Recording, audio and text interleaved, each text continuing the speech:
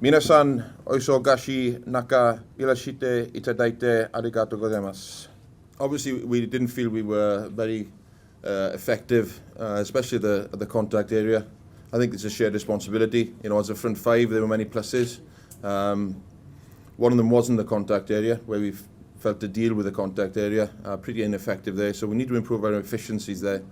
Felt that Rhys Gill made an impact when he came on. I think Ryan Bevington, he did okay, didn't have the game he wanted, but we need to give everybody an opportunity. You know, Craig Mitchell and Rodri Jones, neither of which have been involved yet, so they get an opportunity to be involved on the bench. I thought Scott Andrews was quite magnificent in his performance, as well as Emmett Phillips for his first cap as well. In the back row, we just need to be a little bit more competitive from a defensive point of view, especially in trying to address the speed of ball that Japan were able to get during the game. So I think James King was outstanding last Saturday. He's been picked again at 6 to reflect how well he went, really. Feel we need a little bit more of a leadership at 8, and Andries will no doubt give us that.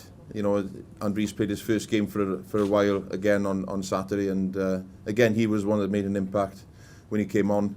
And Josh Navidi, obviously he's been in and around the squad for quite a bit of time now, and also feel that he deserves an opportunity. So looking forward to seeing him play. With regards to David Howells, obviously, you know, his first experience of international rugby, the conditions were something that not many, if any, of our players have witnessed before or played in. So it's a learning experience. We know with David, he's a young man. Again, you know, we've retained him as a replacement, and I think it's important we do that because he deserves a second opportunity should the opportunity arise. So, you know, I think throughout the team we've got good consistency. Without doubt, everybody would have benefited from having that exposure last week. You know, we haven't played a lot of rugby recently, so you know, anybody who's lost their position within their team can count themselves unlucky, because when you consider the conditions and the little amount of rugby that has been played, first time as a team, they can count themselves a little bit unlucky. However, I do feel that, or we do feel as a coaching team, there are certain things you carry with you as an individual onto the field, irrespective of your position or the conditions. So we've rewarded a few, and we just need to step it up now for Saturday. You know, I think we showed plenty of resolve, plenty of character last Saturday. However, we were still disappointed with the way we started that game. So we're looking to improve that opening exchange and take things from there. I think we're more accustomed to playing in these type of conditions than last Saturday.